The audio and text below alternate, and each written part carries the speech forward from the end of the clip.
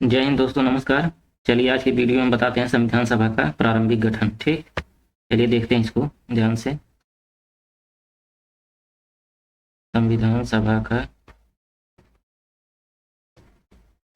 प्रारंभिक गठन, चलिए देखते हैं।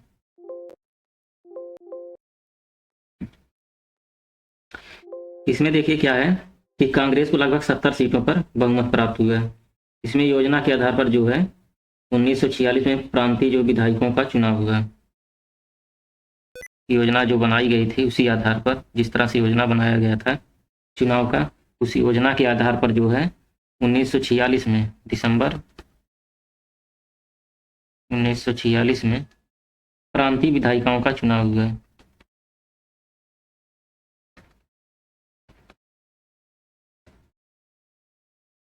विधायिकाओं का चुनाव हुआ। ठीक, और चुनाव के बाद जो कांग्रेस को, चुनाव के बाद इसमें जो है कांग्रेस को कितनी सीटें मिली? कांग्रेस को 70 सीटें मिली, 70% सीटों पर बहुमत प्राप्त हुआ। और उसके बाद कमजोर स्थिति देखकर मुस्लिम लीग ने जो है संविधान सभा के बहिष्कार का निर्णय किया कि उसने जो है, जब मुस्लिम लीग को जो है जीत नहीं मिली तो उसने जो है मुस्लिम लीग ने संविधान सभा के बहिष्कार का निर्णय लिया।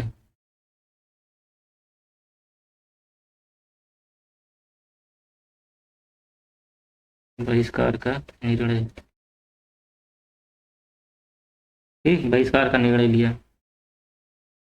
उसके बाद जो है प्रांतीय विधायिकाओं द्वारा जो है, जो दिसंबर 1946 में जो चुनाव हुआ था, उन्हीं प्रांतीय विधायिकाओं द्वारा संविधान सभा के सदस्यों का चयन किया गया। ठीक, प्रांतीय विधायकों द्वारा।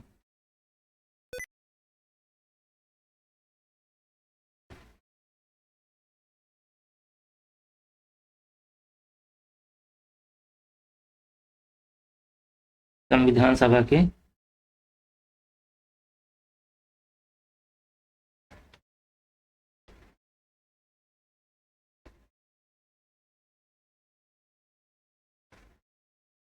सदस्यों का चयन। ठीक, उसके बाद संविधान सभा जो कुल 389 सदस्य, जिसमें जो है संविधान सभा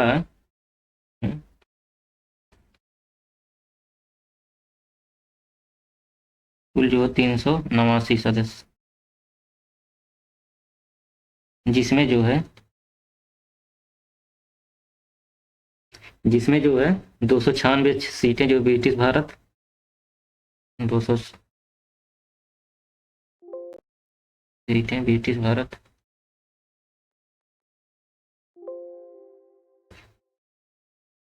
और 93 सीटें जो है देसी रियासतों को आवंटित की जाएंगी।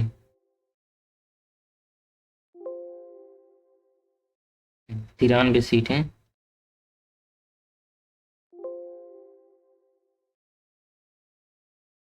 देसी रियासतों को आवंटित की जाएंगी। 296 सीटें ब्रिटिश भारत को, ठीक, और जो है 93 सीटें जो है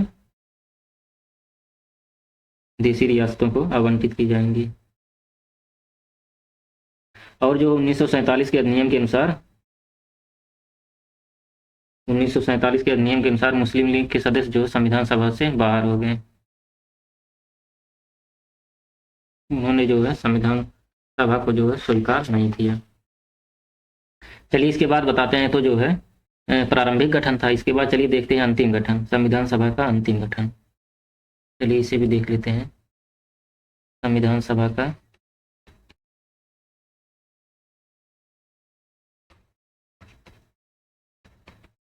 अंतिम गठन।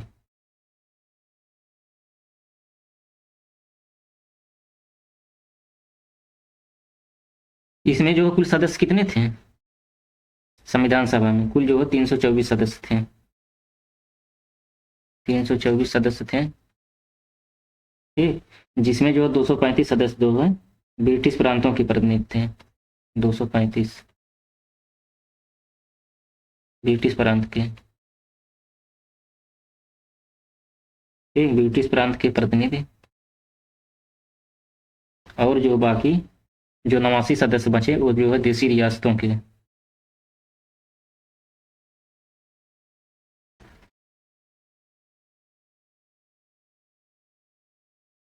ठीक, जो है 89 सदस्य देसी रियासतों के थे।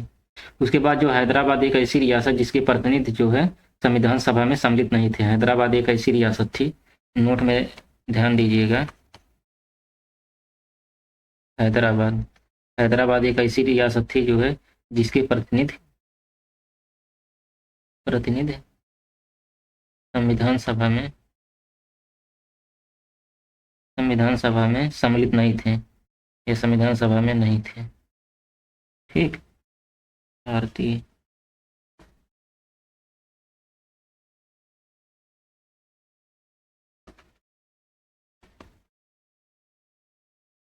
भारतीय स्वतंत्रता अधिनियम 1947। 1947 इसके द्वारा जो है संविधान की स्थिति में दो प्रमुख परिवर्तन हुए। ठीक, दो प्रमुख परिवर्तन कौन कौन से हुए, चलिए उसको देखते हैं। पहला तो ये हुआ, संविधान सभा को पूरी तरह से संप्रभु बनाया। ठीक, संविधान सभा को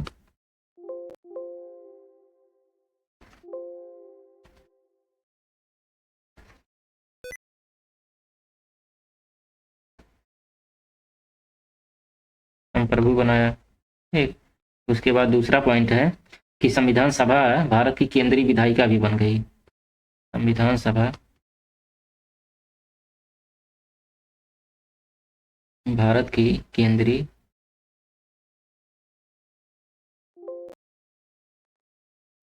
विधायिका भी बन गई।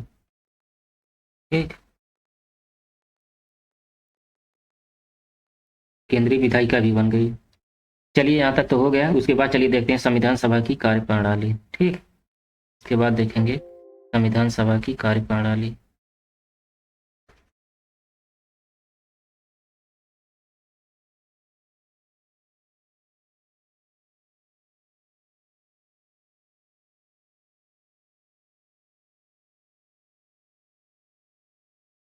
चलिए इसमें देखते हैं। यहाँ से जो सवाल बन जाता है, कोई भी एग्जाम में छोटा हो या बड़ा हो, सवाल पूछ लेते हैं अक्सर यहाँ से कि संविधान सभा की कार्यप्रणाली के मतलब इसमें अस्थायी अध्यक्ष ये सब पूछ लेता है। तो पहला पॉइंट देते हैं, अस्थायी अध्यक्ष।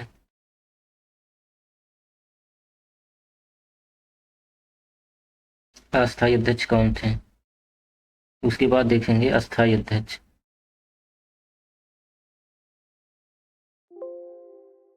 अस्थायी अध्यक्ष में जो है सच्चिदानंद सिन्हा थे।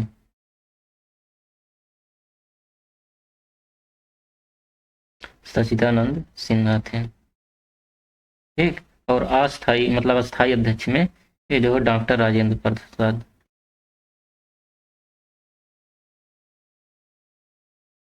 ये सच्चिदानंद सिन्हा जो थे, इन्हें अस्थायी तौर पे रखा गया था। ठीक, इनका उम्र भी बहुत ज़्यादा था, लेकिन जो है तत्काल में इन्हें जो है अस्थायी अध्यक्ष बना दिया गया था, लेकिन बाद में जो है अस्थायी तौर पे अध्यक्ष जो है डॉक्टर राजेंद्र प्रसाद को बनाया गया था। ठीक, इसके बाद चलिए देखते हैं संविधान सभा में जो एच सी मुखर्जी जो है और टी वी कृष्णामाचारी ये दो उपाध्यक्ष थे। ये तो अध्यक्ष हो गए और दो उपाध्यक्ष भी थे। दो उपाध्यक्ष कौन कौन थे, पहले तो थे जो है T Krishnamachari, B T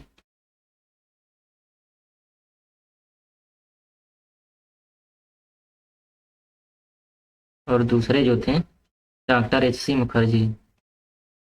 doctor H C Mukherjee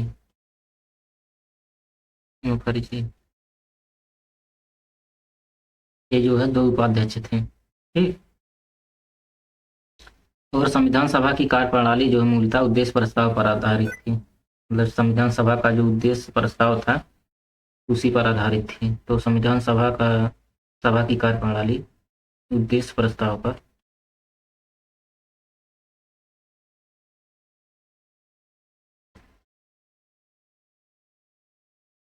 आधारित थी। संविधान सभा की कार्यप्रणाली, ठीक, इसी पर आधारित थी।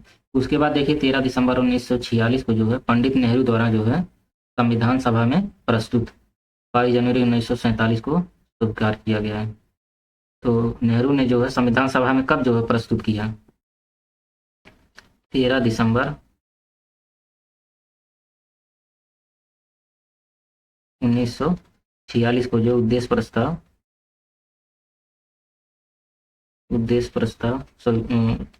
पेश किया। 13 दिसंबर 1946 को नेहरू ने जो है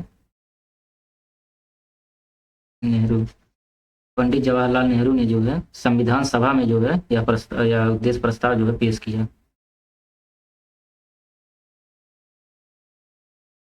संविधान सभा में प्रस्तुत किया और 22 जनवरी 1947 को देखिए दिसंबर में इसे जो है पेश किए नेहरू ने उद्देश्य प्रस्ताव को संविधान सभा में।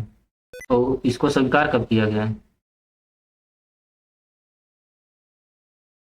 तो स्वीकृत जो मिला 26 जनवरी, मतलब अगले साल 26 जनवरी 1947 को जो है इसे स्वीकृत दी गई। मतलब दिसंबर में पेश किया इन्होंने, के बाद 1 महीने बाद जाके जो है जनवरी महीने में जाके इसे जो है स्वीकृति प्रदान की गई, स्वीकार किया गया उद्देश्य प्रस्ताव को। फिर उद्देश्य प्रस्ताव ने आगे चलकर उद्देशिका का स्वरूप प्राप्त कर लिया। यही उद्देश्य प्रस्ताव आगे चलकर आगे कौन सा रूप धारण कर लिया, उद्देशिका।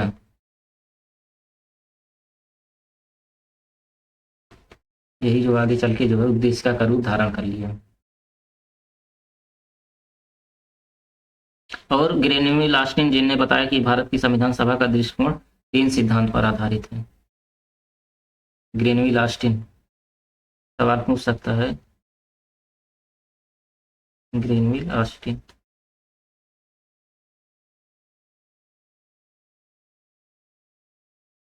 ऑस्टिन ने यह बताया कि भारत का संविधान जो है 3 दृष्टिकोण या 3 सिद्धांतों पर आधारित है। कौन कौन से, पहला सर्वसम्मति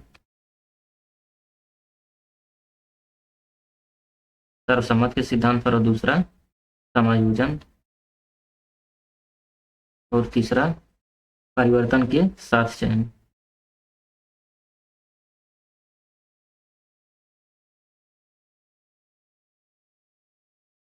सर्वसम्मत के सिद्धांत पर आधारित है, समायोजन के सिद्धांत पर और परिवर्तन के साथ चयन के सिद्धांत पर आधारित है, ठीक। तो इसमें सर्वसम्मत के सिद्धांत में क्या था कि इसमें जो है जो भी निर्णय लिए जाए वो जो एक मत से लिया जाए। कहने का मतलब जो है कोई भी निर्णय अगर लिया जा रहा है, सर्वसम्मत से तात्पर्य यही होता है कि कोई भी निर्णय अगर लिया जाए तो वह एक मत से लिया जाए, लगभग एक मत से लिया जाए, ठीक। सर्वसम्मत का सिद्धांत यही है। उसके बाद समायोजन का मतलब यह है कि जो है 2 परस्पर विरोधी जो समझी जाने वाली विचारधाराओं के बीच समन्वय स्थापित करना। मतलब 2 विचारधारा अगर विरोधी विचारधारा है तो उनके बीच जो है समन्वय स्थापित करना, समझ बूझ करके, मतलब समझौता करके उन्हें जो है समझा बुझा के दोनों को समन्वय स्थापित करना। और संविधान सभा के कुछ प्रावधान को जो है समायोजन के सिद्धांत पर अपनाया भी गया। उसके बाद परिवर्तन के साथ जो चयन है, यह तीसरा वाला, इसका तात्पर्य यह है कि जो है दूसरे देश के संविधानों से जो ग्रहण किया गया है, जो प्रावधान जो उन प्रावधानों के संबंध में किया गया कि जो दूसरे देशों के संविधान से ग्रहण किए गए हैं, उनमें जैसे उन्होंने जो विदेशी संविधानों के लिए जो विभिन्न आदर्शों एवं सिद्धांतों का जो है भारतीयकरण किया। और इस प्रकार संविधान सभा के सदस्यों का दृष्टिकोण जो है कुछ विषयों के संबंध में परिवर्तन के साथ चयन के सिद्धांत पर आधारित था। मतलब कुछ जो विषय थे उसमें जो है परिवर्तन हो सकता है, तो यह परिवर्तन के साथ जो है चयन के सिद्धांत पर आधारित था। मतलब कहने का जो विदेशी संविधान से लिए गए थे कुछ चीज़ें, उनके आदर्शों एवं सिद्धांतों का भारतीयकरण किया गया, परिवर्तन किया गया अपने अनुसार। तो ये था जो है ग्रेनविल ऑस्टिन के अनुसार जो संविधान सभा का दृष्टिकोण 3 सिद्धांतों पर बताया उन्होंने, ग्रेनविल ऑस्टिन ने। तो इसके बाद जो संविधान सभा की हम समितियां पढ़ेंगे, ठीक। चलिए सेवा यहीं समाप्त करते हैं, मिलेंगे नेक्स्ट वीडियो में, तब तक के लिए जय हिंद दोस्तों, नमस्कार।